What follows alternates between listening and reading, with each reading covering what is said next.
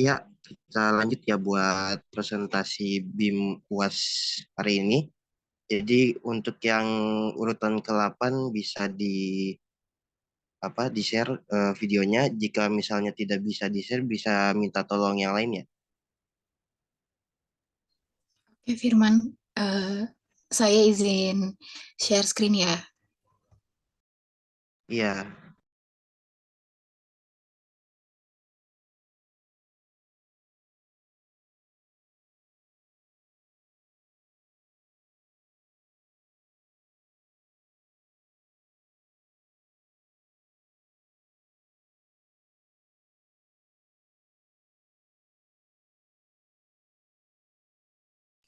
Assalamualaikum warahmatullahi wabarakatuh. Hello, good morning everyone. I would like to introduce myself. My name is Aldona Wijayanti and my student ID number is 130562261 from Mathematics major in State University of Jakarta. We often think of mathematics as relevant only in the classroom or in complex calculations. But the truth is, this concept can be applied to various aspects of our daily lives, especially when it comes to how we shop, invest, or even interact with others. Social arithmetic is the practical use of fundamental mathematical concepts to address real-world social and financial challenges. It equips individuals with the skills needed to make informed decisions in various social situations, from budgeting and research sharing to data analysis and problem solving. So, in my poster presentation today, I will discuss how we can apply the principle of social arithmetic to make the most of discount, how we can calculate the true value of hours, and how this understanding can help us make a wiser financial decision. With this knowledge, we can become smarter consumer and plan our finances more effectively. Now that we have a better understanding of the concept of social arithmetic and the power of discount, let's dive into how we can practically incorporate this knowledge into our daily lives. Discounts are all around us, and there are several ways we can make the most of them. To get things started, let's talk about how we can include discount into our daily routine. Absolutely. Incorporating discount into our daily routine, it's not just about shopping, but also about making smarter financial decisions. One way to do this is to start with our grocery shopping. You'd be surprised how much you can save by using loyalty cards, clipping coupons, and being aware of store promotions. And don't forget about online shopping. With the convenience of e-commerce, we have access to a multitude of online coupons and promotional codes. Whether you're buying clothes, electronics, or even ordering food, there's usually a way to find discount or cashback opportunity. Incorporating discount into our daily routine can also extend to our entertainment choices, health and wellness, transportation, mobile plans and banking, etc. To calculate the final price of an item after a discount, you can use a simple and effective formula. This method is incredibly useful for making quick and accurate calculations, especially when you're out shopping or trying to budget for a purchase. Now, here's the formula. Final price equals original price minus discount percentage per 100 times original price.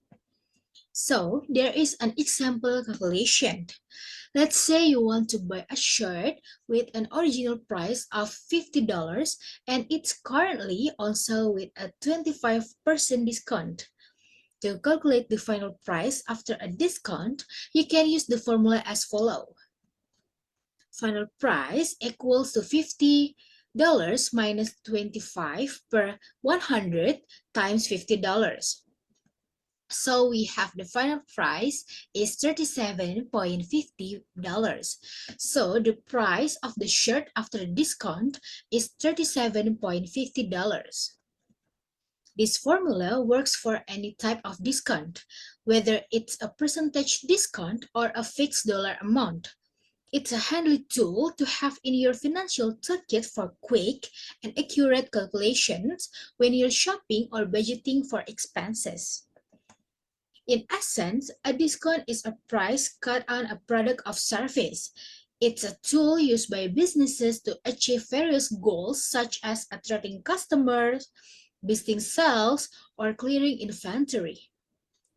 Discount can take the form of a percentage or a fixed amount of the original price, giving consumer savings and driving purchases. They are a widely employed marketing strategy in the business world. So that's the final of the explanation about discount. Thank you for your attention. And maybe some of you have a question about this material. I'm open to any question and discussion you may have. Thank you and have a nice day. Wassalamualaikum warahmatullahi wabarakatuh.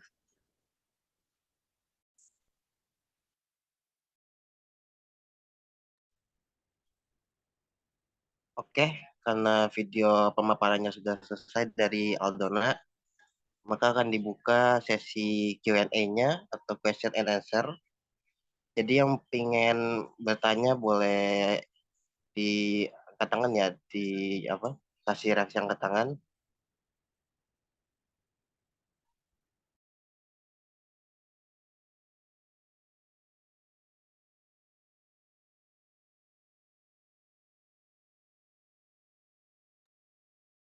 Ya, baik dari Arik bisa dinyalakan mic-nya untuk bertanya. Okay, Firman. So the question is, what is the difference between discount and a price reduction? Thank you.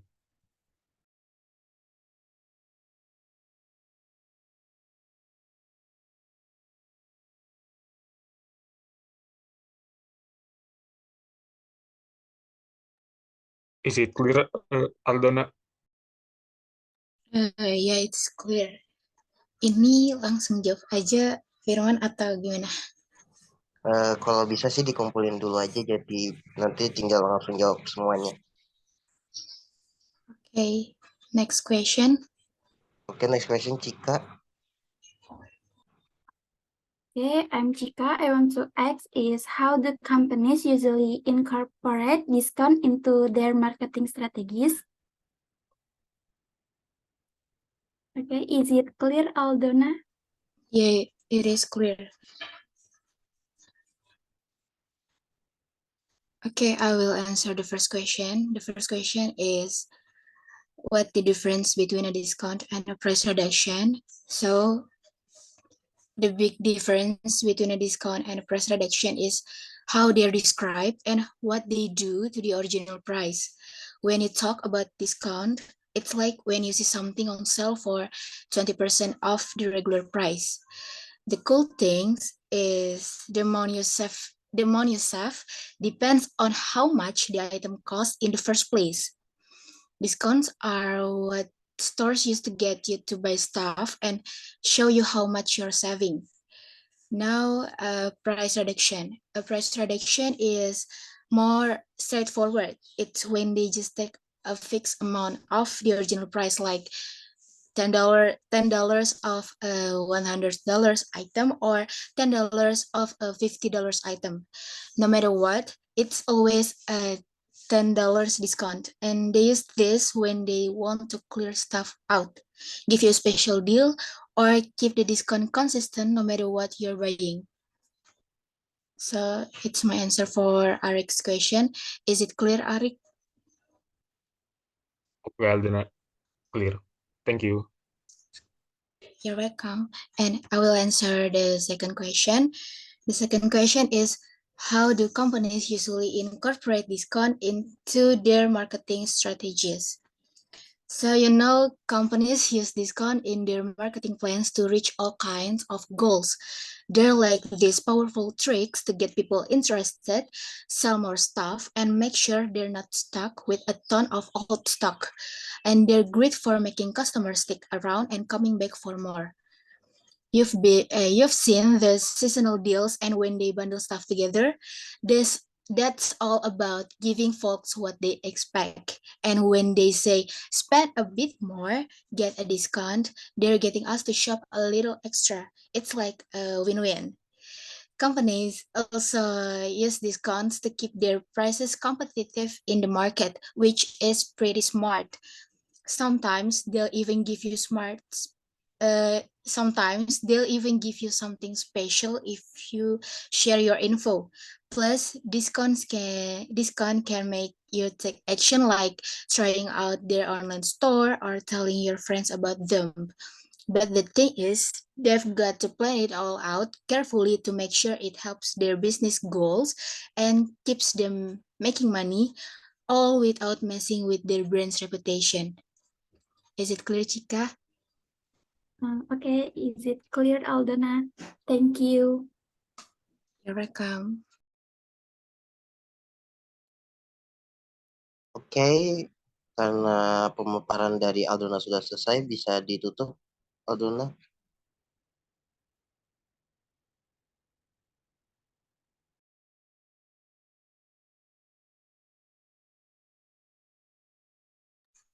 Okay, Firman. Thank you for attention. And good morning. Wassalamualaikum warahmatullahi wabarakatuh. Oke, we going to continue.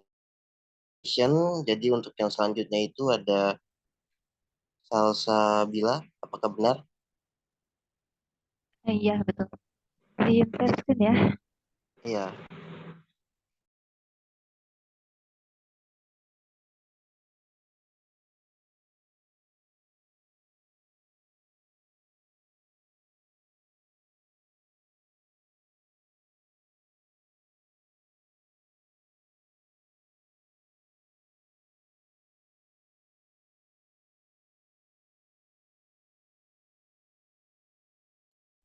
Apakah sudah terlihat? Sudah terlihat. Oke.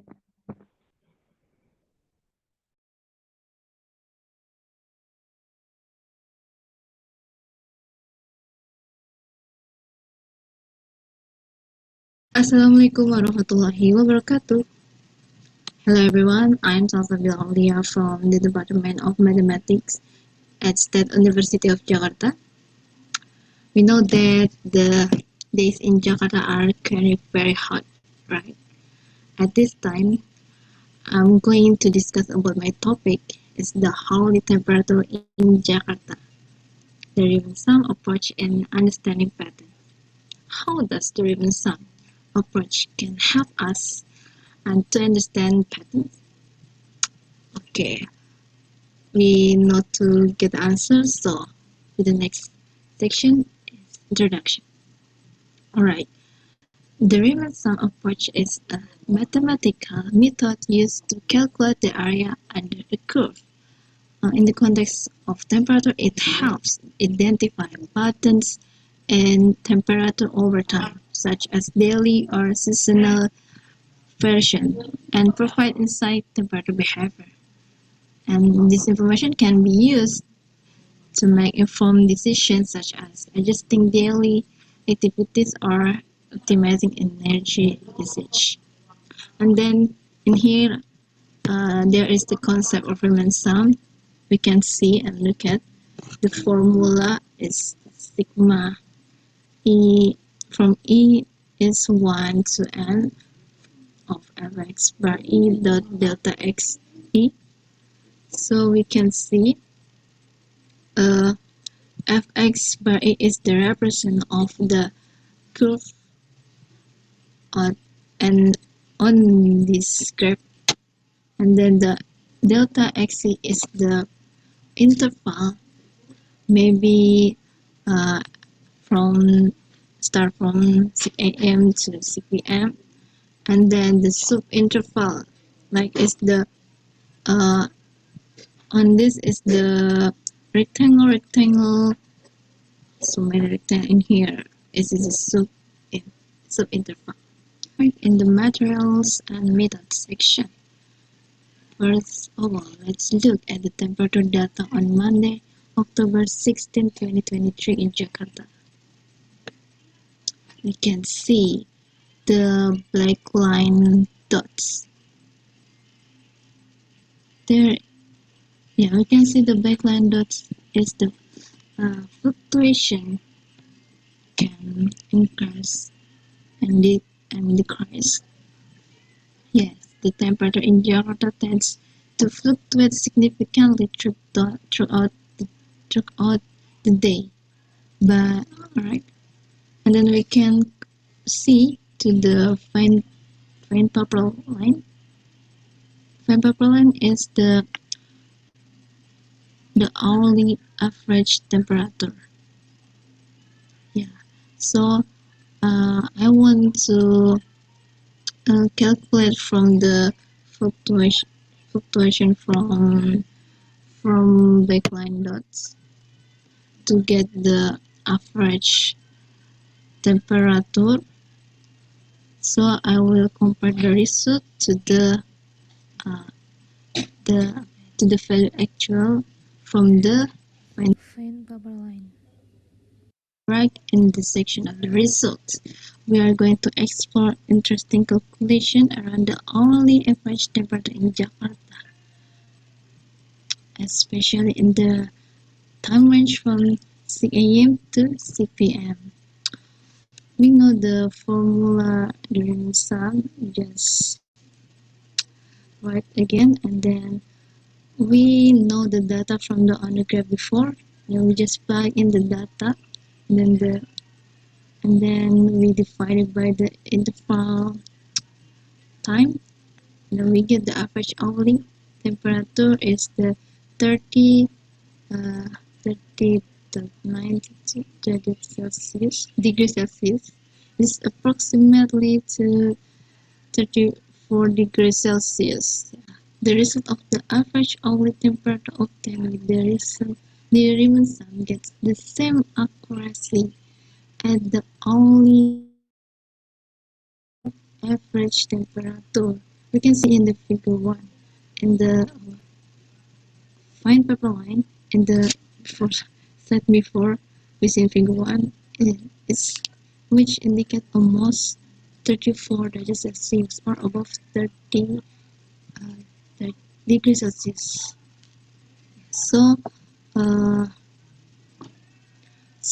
this proves that the Riemann sum can help find the actual average temperature per hour.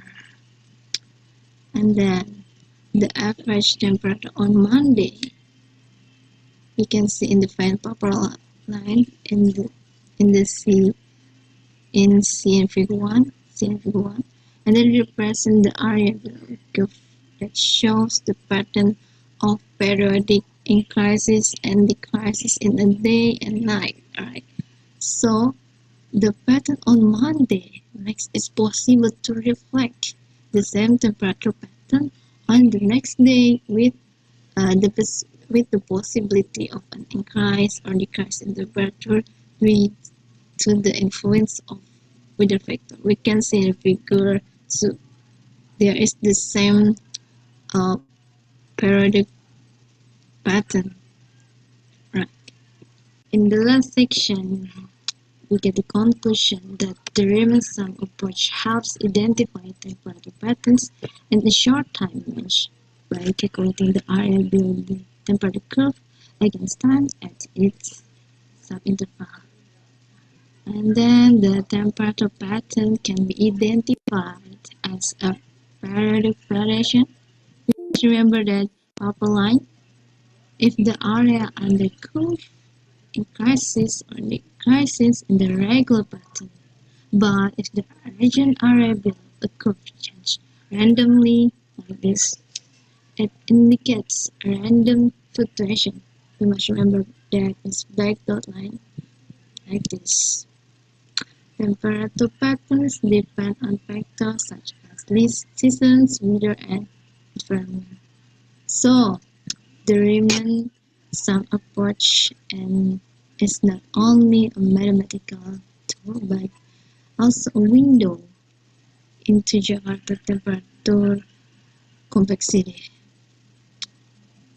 I'm so sorry if I have many mistakes in my explanation. I hopefully this exploration has given you deeper understanding of how mathematics helps us understand patterns on temperature line graph per hour. Thank you so much for joining this exploration, and let's keep digging into the magic of science together. Thank you so much. Assalamualaikum. Wassalamualaikum warahmatullahi wabarakatuh.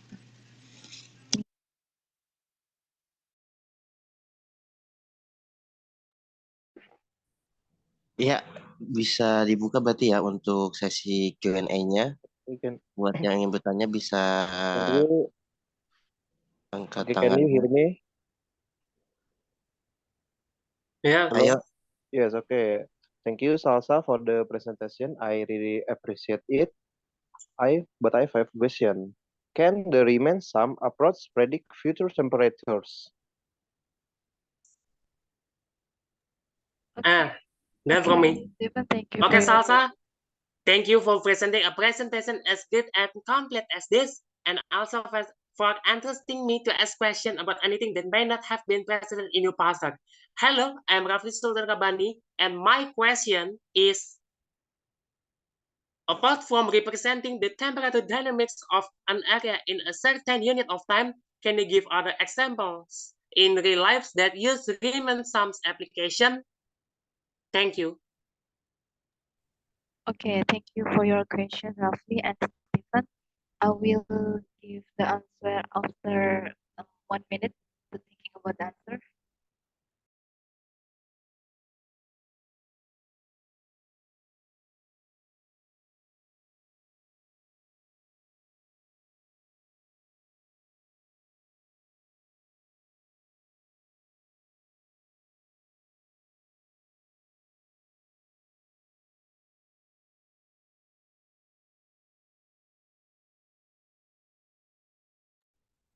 Okay, I will answer for question from Stephen.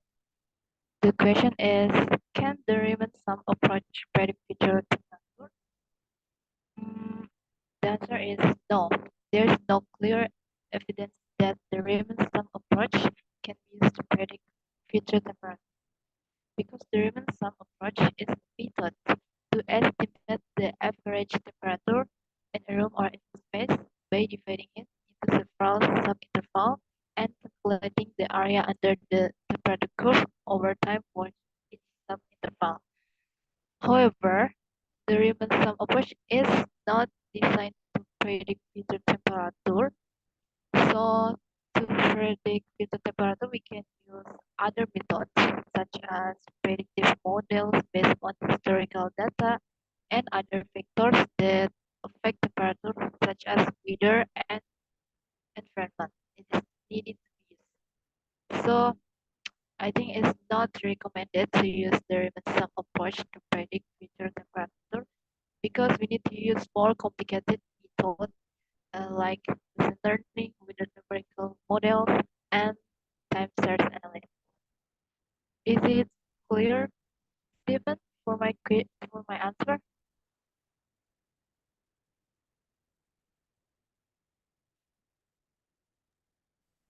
ya untuk Stephen apakah jelas untuk jawabannya? Okay. Thank you, Salsa. I understand. Okay, my pleasure.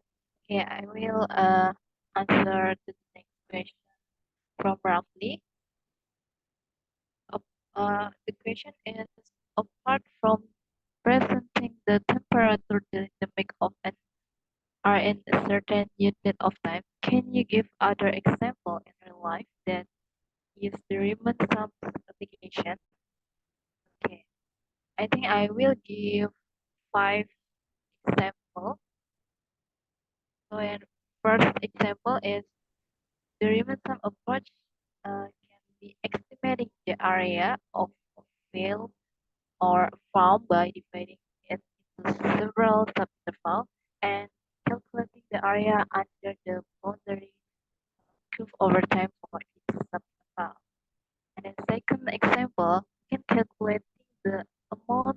water needed to fill a swimming pool by dividing it into several subintervals and calculating the volume of water needed for each subinterval.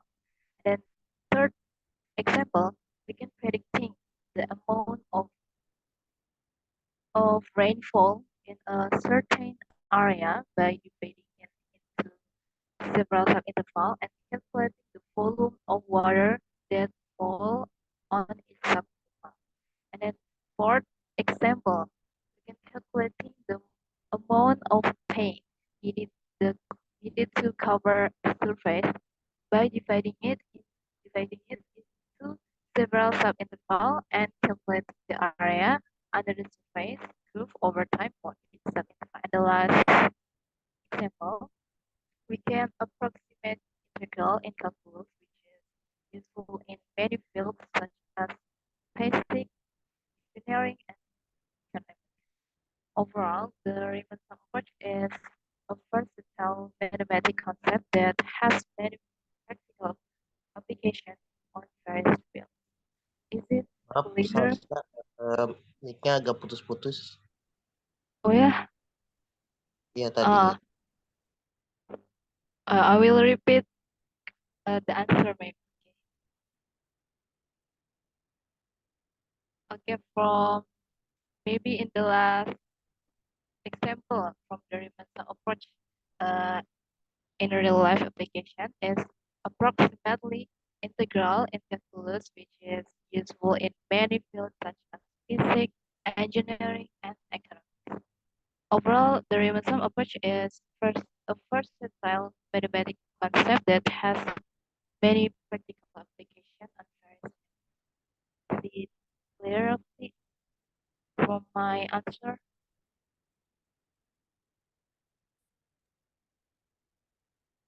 Oke, Raffi, untuk di answer apakah bisa diterima?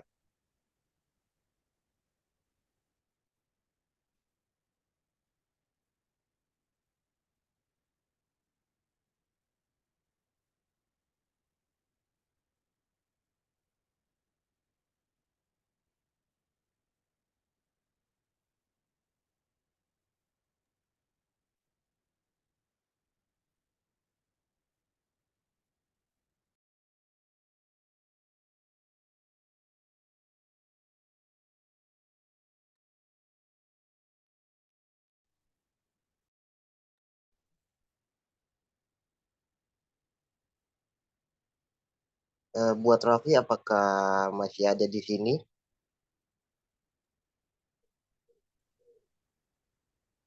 In my opinion, it is clear. Oke, berarti bisa diterima ya untuk jawabannya. Oke, thank you, Rafli. Oke, karena sesi Q&A-nya sudah selesai, ya untuk Salsabila bisa ditutup ya untuk presentasinya. Okay, baik. Thank you so much for your attention, everyone. I'm sorry if many mistake in my explaining and my answer. Thank you so much. Assalamualaikum warahmatullahi wabarakatuh.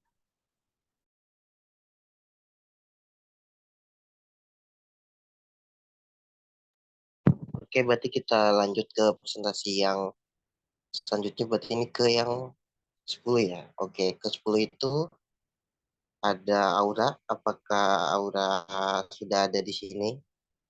Ada Firman, izin langsung share screen ya. Ya,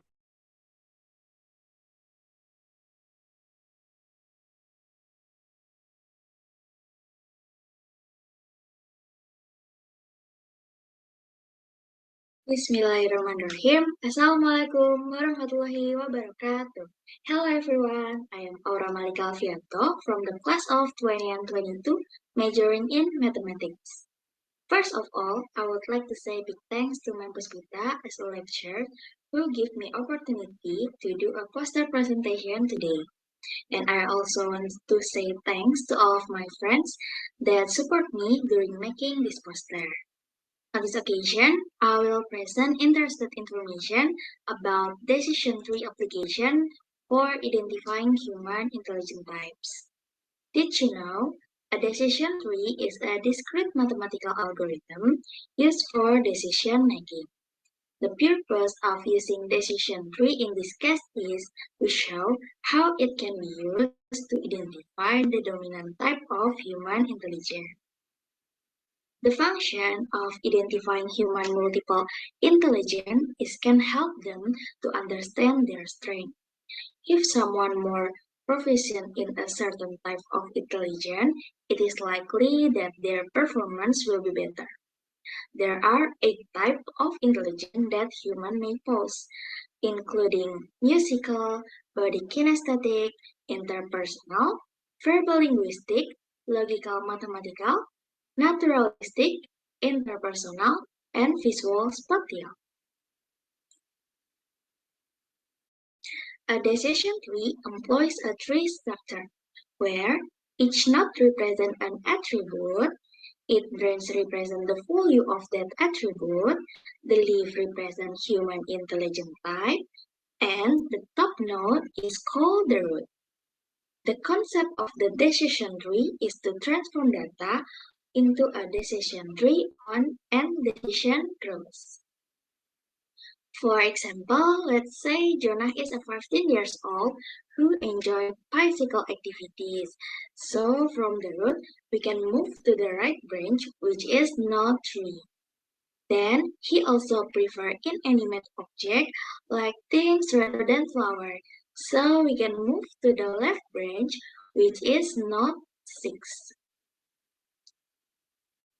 And then he prefers to create bicycle work that can be observed. So we can move to the left branch, which is leaf that containing visual spatial.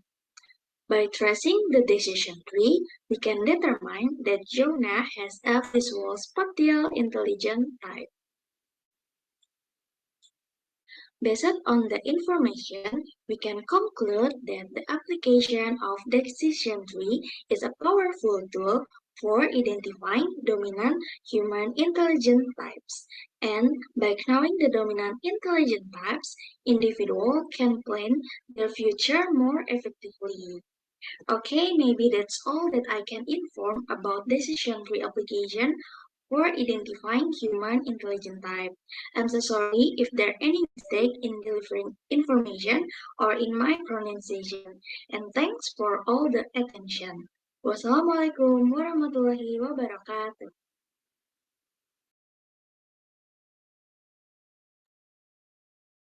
Okay, so we going to continue to the Q&A session. Jadi yang ingin bertanya boleh angkat tangan ya, di kasih reaksi angkat tangan.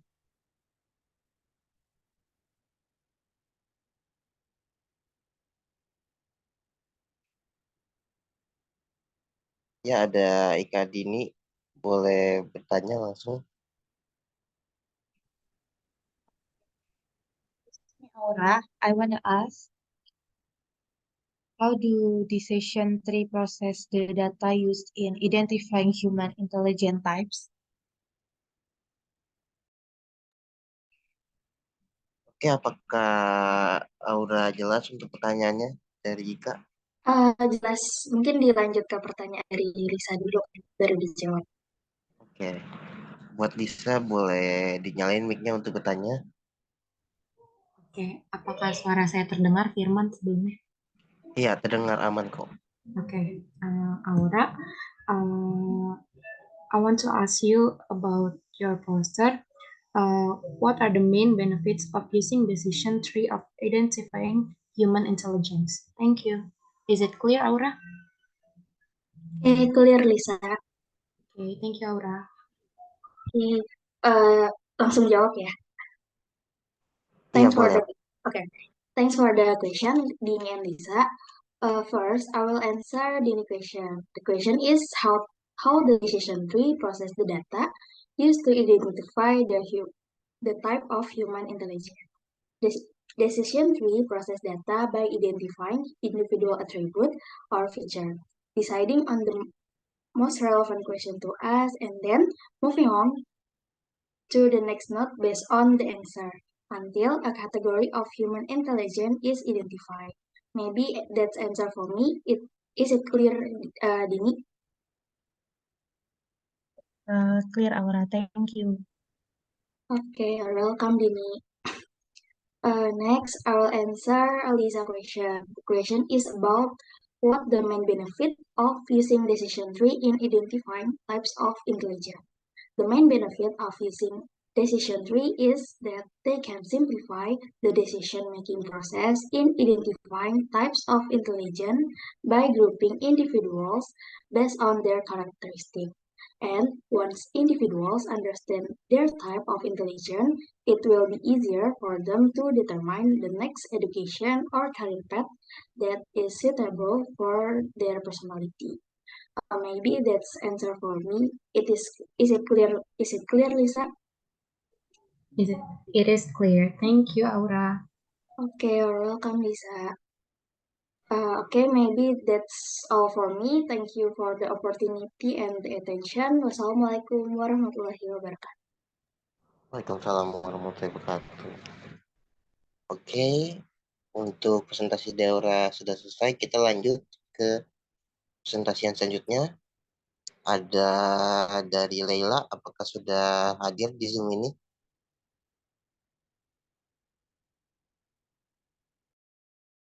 Sudah, Firman. Apakah sudah terlihat share screen? Iya, sudah. Boleh dimulai langsung ya. Assalamualaikum warahmatullahi wabarakatuh. Good morning and greetings to all of us. Let me introduce myself. My name is Leila Yasmin with study number 13056-22059 from Mathematics major, Class A 2022. On this occasion, I will present my poster results with the topic of algebra. What is algebra? As we all know, algebra is a form of mathematics that uses simplification and problem solving using substitute symbols, namely constants and variables. Algebra was first discovered by Al-Khwarizmi, where the word algebra originated from Arabic, namely aljabar, with meaning of meeting or settlement. The development of science in Europe, which was more advanced at that time, made the word algebra, then absorbed into the European language, namely algebra, which uses signs of letters to describe or represent numbers, such as A, B, C as a substitute for noun numbers, and X, Y, Z for unknown numbers. We have learned algebra since junior high school, usually in the form of simple algebraic forms, such as algebraic addition, algebraic subtraction, algebraic multiplication, and algebraic division. The operation of algebraic addition and subtraction can be done provided that the algebraic form must have similar terms. For example, by grouping the same variables. Unlike the operation of addition and subtraction, the operation of algebraic multiplication can be done either with similar or dissimilar terms. Finally, the operation of algebraic division can be distinguished in two ways, namely the division of variables by coefficient and the division of variables by variables.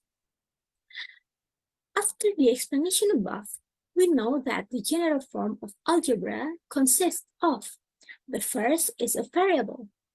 A variable is a symbol in the form of a letter that is used as a substitute for an unknown value.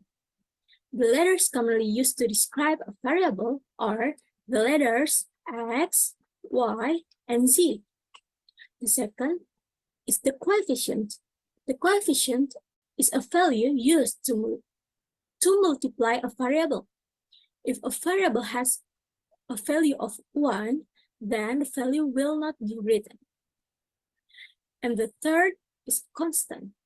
The constant is a fixed value that is not related to a variable or stands alone.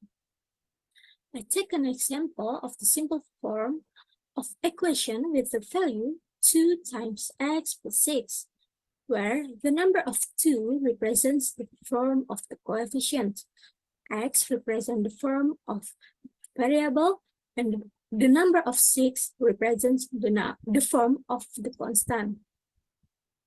From the explanation that I have conveyed, it is concluded that the development of algebra from time to time until now can be applied in solving various mathematical problems in everyday life.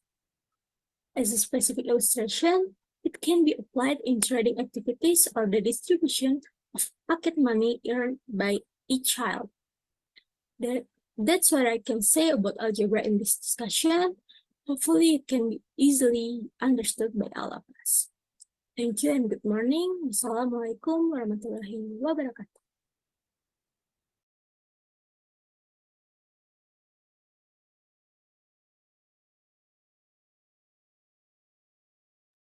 Okay. Now I'm the moderator, so we are going to Q&A session. Who want to ask a question for Leila?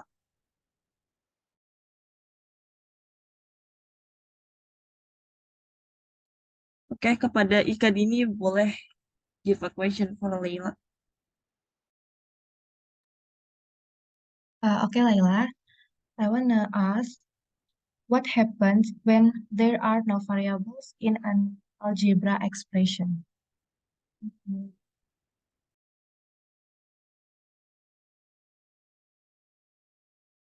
Oke, Dita juga boleh nanya dulu mungkin. Ini langsung nanya aja atau mau jawab Ika dulu? Jadi satu Mungkin aja. langsung tanya aja. Okay. Well, before that, thank you for the very clear video, Leila, but I still have a question regarding the material. My question is, what are the common issues in solving algebra problems? Thank you.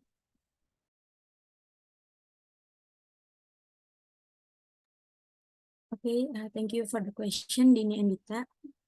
I will answer the first question from Dini. What happens when there are no variables in an algebraic expression? The answer is, in algebraic form, if there are no variables, the algebraic expression will consist of the constants. This means we don't have variable elements whose value can change, so there are no changes or variation in the expression. It is clear, Dini? It is clear, Laila. Thank you. Okay, thank you, Dini. For the next question from Dita, what are the common issues in solving algebraic problems?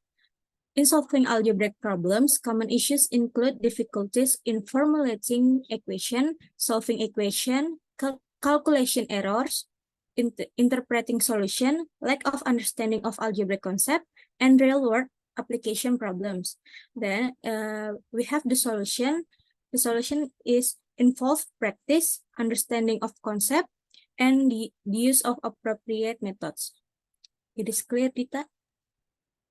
Okay, I see. It's clear. Thank you, Leila. Maybe that's all for me. Thank you for your attention. Wassalamualaikum warahmatullahi wabarakatuh. Okay, thank you, Leila, and then Dini and Dita. So we are going to Ika Dini for presentation.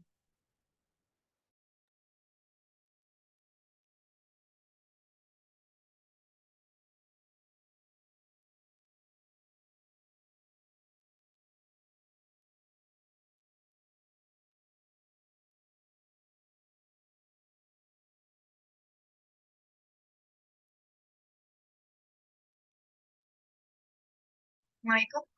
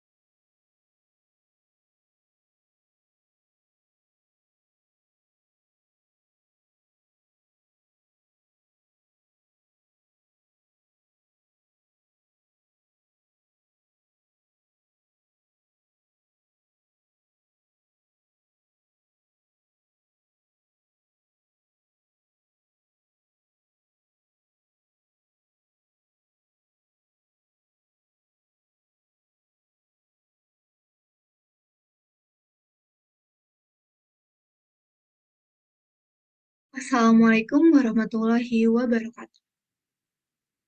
Hello everyone, let me introduce myself. I'm Ikadini Widiharsanti from the class of 20 and 22 majoring in mathematics. On this occasion, I will explain about the poster that I have made with the title and material about geometric sequence and series. First of all, I would like to express my thanks to Ma'am Dr. Puspitasari SPD MSc as a lecturer in the English mathematics. So, what is a geometric sequence and geometric series? Geometric sequence is a sequence of numbers in which the ratio of every two successive terms is the constant. This constant is called the ratio of the geometric sequence. An easier example is this. For example, you have a sequence like this. 1, 3, 9, 27, and more. From this sequence, we can see that the terms and the second terms, and the third terms, and so on always have a fixed multiplier, namely 3. Thus, this sequence is a geometric sequence. And then, geometric series is the sum of finite or infinite terms of a geometric sequence. In particular, the geometric series means the sum of the terms that have a common ratio between every adjacent two of them. Earlier, we already knew the meaning and example of geometric sequence and geometric series. Now, we will get to know the formula for geometric sequence and series. So, in general, the n term of geometric sequence is un equals ar the power of n minus 1. Next, the formula finds the ratio. What is a ratio? Ratio is the multiplier value in sequence and series. Formula for finding the ratio in geometric sequence and geometric series is r equals an plus 1 per an. Sn is the number of n terms in the sequence and series. So, how to find out Sn in geometric sequence and geometric series? The following is the formula. If r is greater than 1, Sn equals a times r the power of n minus 1 per r minus 1. But if r less than 1, the formula is Sn equals a times 1 minus r to the power of n per 1 minus r.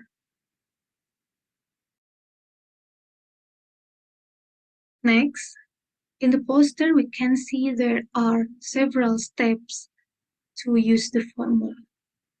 Step 1, checks for the given values a, r, and n. Step 2, put the values in the geometric series formula as per the requirement: the sum of a finite geometric sequence, the sum of an infinite geometric series, or the n terms of a geometric sequence. Okay, so that was the material about geometric sequence and series. I'm so sorry if there are any mistake in my pronunciation, and thank you for all the attention. Wassalamualaikum warahmatullahi wabarakatuh.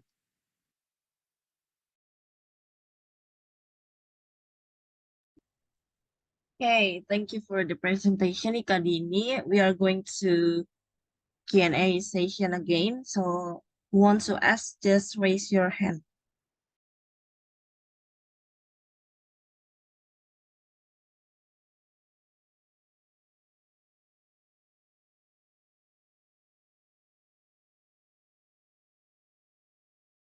Okay, maybe Firman, can you ask a question?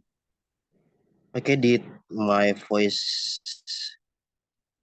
can you hear my voice? Yes. Okay, so the question is, can the ratio of geometric sequence be a negative? If yes, please give an example in daily life, on a real life situation. Does my question, apakah pertanyaan jelas? Jelas, Firman.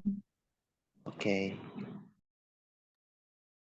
Okay, next to Dita, maybe can you ask the question for Dini? Okay, thank you, Dini, for the video. My question is, what is the difference between geometric series and geometric sequence? Thank you. Okay, thanks for the question. First, I'll answer the first question from Firman. In geometric sequence, the ratio between consecutive terms is always positive. While the ratio between consecutive terms in geometric sequence is typically positive, it is possible for the ratio to be negative in certain scenarios. The example of an investment with a decreasing value demonstrates how negative ratio can occur in a real-life situation.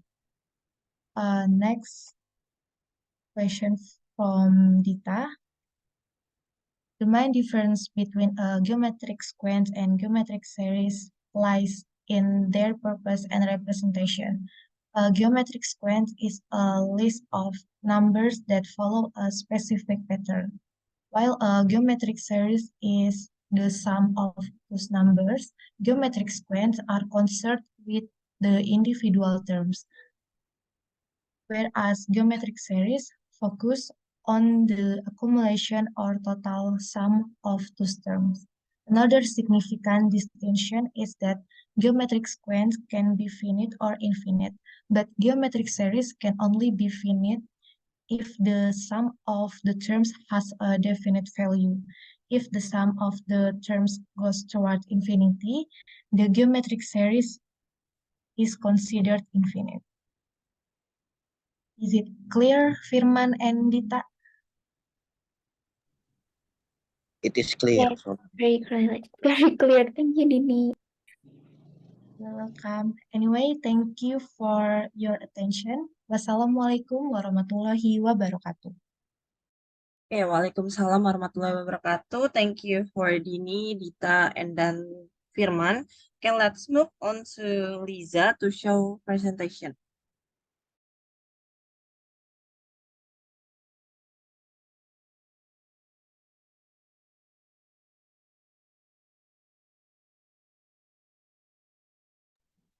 Sebelumnya, apakah sudah terlihat Nanda share screen? Yes, terlihat. Dicoba dulu ya soundnya sebentar. Halo, good day everyone. Kedengeran? Izin mulai ya. Hello, good day everyone. My name is Liza Rahila Sagala, and my student ID number is 13056222044 from Mathematics major in University of Jakarta. Today, I will present the poster that I have made about one of the most fundamental and famous theorem in mathematics, namely Pythagoras' theorem. First, we need to delve into the history of this theorem. Maybe some of you are asking or don't even know, what is this theorem called the Pythagoras theorem? This theorem is named after Pythagoras because he was an ancient Greek mathematician and philosopher who discovered this theorem. He is an extremely important figure in the development of mathematics. Yet we know relatively little about his mathematical achievement because the society he led, which was half religious and half scientific, adhered to a code of sacred sin, making Pythagoras is a mysterious figure today. Then, what is meant by the Pythagoras theorem? Pythagoras' theorem was one of the first theorems to recognize the relationship between the sides of the right triangle. And the right triangle is a triangle with an angle of 90 degrees. The two sides that form the right angle are called legs. The side opposite the right angle is the hypotenuse, where the Pythagoras theorem states that the sum of the squares of the legs of a right triangle equals the square of the length of the hypotenuse. So, in mathematically, it can be expressed as the sum of a squared plus b squared equals c squared, where c is the length of the hypotenuse, and a and b are the length of the other two sides. To visualize the formula, let's consider this picture. If we label one side as A and another side as B, and the hypotenuse is C, the formula illustrates that the area of the square built on the hypotenuse is precisely equal to the combined areas of the squares constructed on the other two sides. To prove this formula, let's look at the following problem. It's known that the length of side is 3 centimeters. The length of side B is 4 centimeters. And find the hypotenuse. First step, substitute for the known variables into the formula, where the sum 3 squared plus 4 squared equals to c squared, which is the c squared is 25. Next step, take the square root of both sides. Then we can find the length of the hypotenuse is 5 centimeters. Apart from that application in the modern world, the Pythagoras theorem remains a foundational concept in mathematics, science, and engineering. Its applications extend to various areas, from calculating distance in GPS systems to designing stable structures. After the material I have explained, we can conclude that Pythagoras' theorem formula is a timeless and essential concept in the world of mathematics. Its ability to reveal the connections between the sides of a right-angled triangle has been invaluable in a wide range of fields. So, that's the final of the explanation about the Pythagoras theorem. Thank you for your attention. I hope you all understand. And maybe some of you have questions about this material. I'm open to any question or discussion you may have. Thank you all. Have a nice day.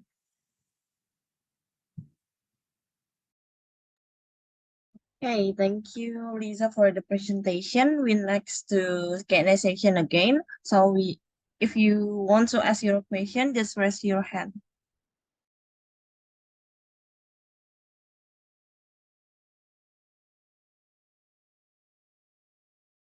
Okay, to Jason, just ask your question for Lisa. Okay, thank you for your presentation. I will my answer. Does the Pythagorean formula only apply to right triangle? Is there a theorem that applies to triangles that are not right triangle? Thank you.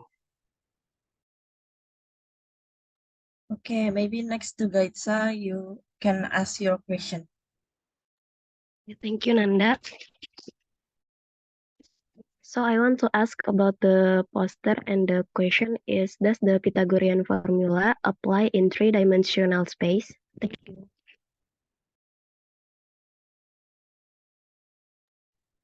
Okay, thank you for Jason and Gaitsa. Maybe I will answer the first questions from Jason's.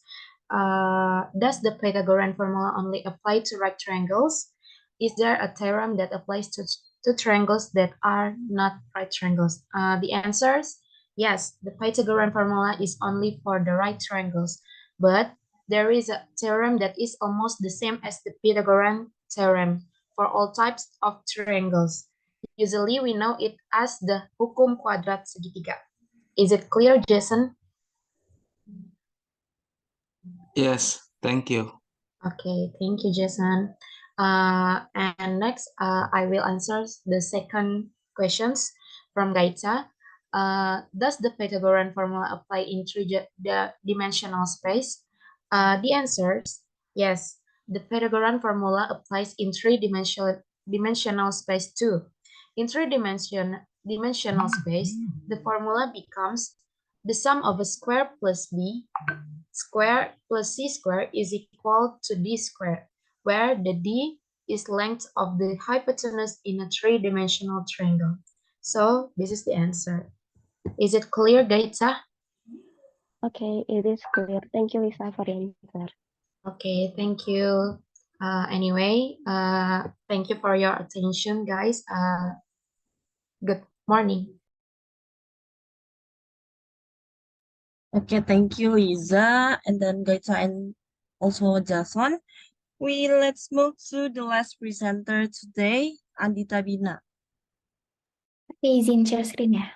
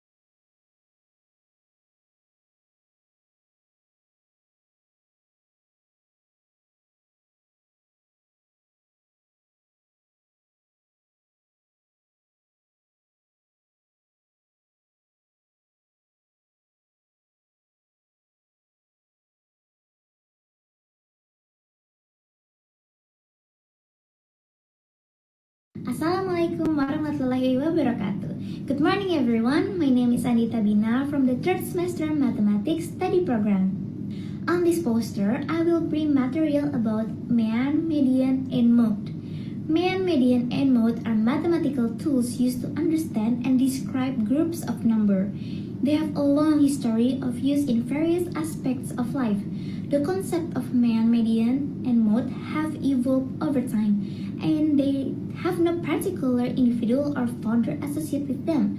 Instead, they have evolved as tools for summarizing and analyzing data throughout the history of mathematics and statistics.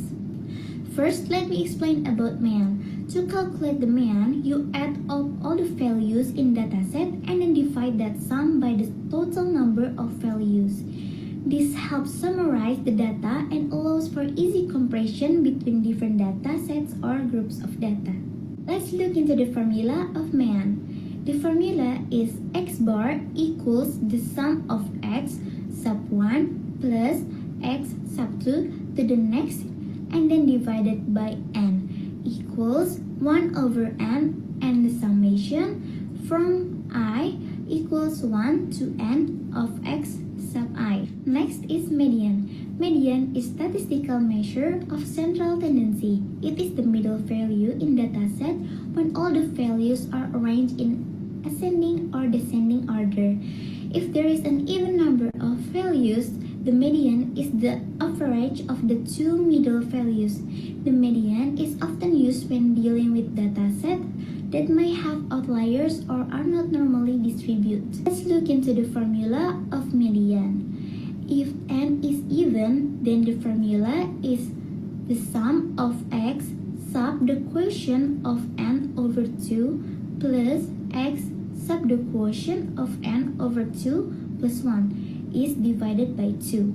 But if n is odd, then the formula is x sub the quotient of n over 2 plus 1. Last is the mode.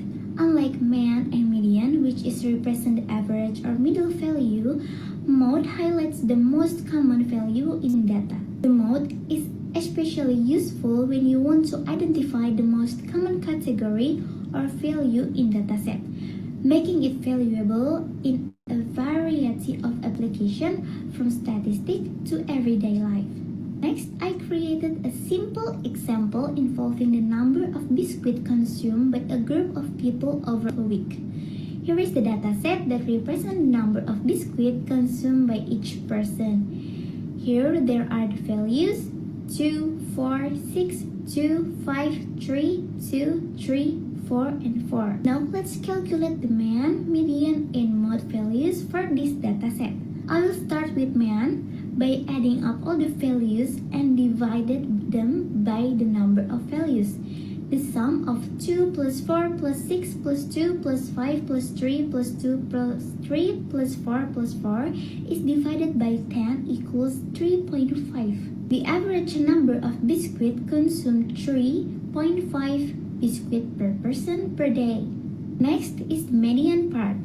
Median, first, sort the data in ascending order. 2, 2, 2, 3, 3, 4, 4, 4, 5, and 6.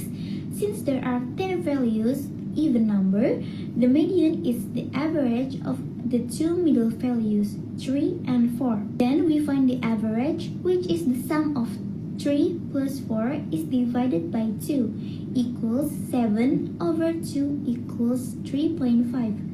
The average number of biscuits consumed is 3.5 biscuits per person per day. Finally, I will discuss the simplest part, which is mode. The mode is the value that appears most often. In this dataset, the value 2 and 4 appear the most often, 3 times. So the modes are 2 and 4. These three methods help us describe the characteristic of data in various ways, such as identifying the middle value, dealing with unsymmetrical data, or finding the most common value. And yep, that's all for my presentation on mean, median, and mode posters. Please apologize for shortcomings in the presentation of this material. Wassalamualaikum warahmatullahi wabarakatuh. Okay, thank you for the presentation. Maybe we next to Q&A session again.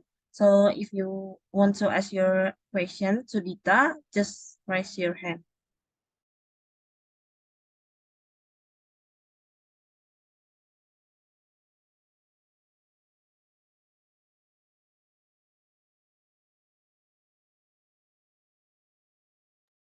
Okay, Nita, you can ask your question to Dita. Okay. My name is Nita Putrasari. I have a question for Andi Sabina. The question is, what does it mean if data has no mode? Thank you.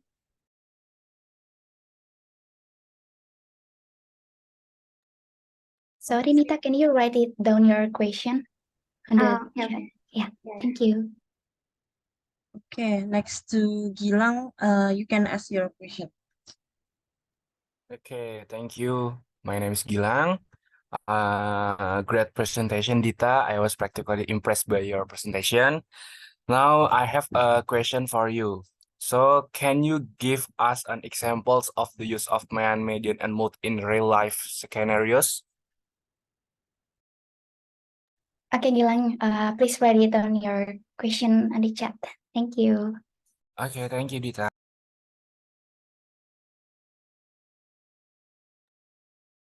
Okay, first I will answer Nita's question about what does it mean if data has no mode. Okay, the answer is if a data set has no mode, it means that all the values in the data set occur with the same frequency, and there is no value that appears more frequently than the others. In the other words, the data is perfectly uniform or does not exhibit a clear peak. Is that clear, Nita? Yes, it's clear. Thank you, Andita Dina. Okay, thank you, Nita. Next, I will answer the question from Gilang. The question is example of the use of mean, median, and mode in real life scenarios. Okay, first I will explain about median. If you want to know the average test score for a class of 30 students, you would sum up all of the test scores and divide them by 30 to find the so you can find the mean score. Second is median. If you want to understand the typical income of a group of people, you'd arrange their incomes in ascending order and find the middle value. And the last is about mode. If you have a store and want to know which product is most frequently sold, the product with the highest number of sales is the mode. So you can get the popular item of the item. Is that clear, Gilang? Yeah, clear. Thank you, Dita, for the answer. Okay, thank you, Gilang and Nita, for the question. That's all from my presentation. Thank you. Okay, we have gone through 7 presenter today, and yeah, so presentation today is over. Thank you all. Thank you.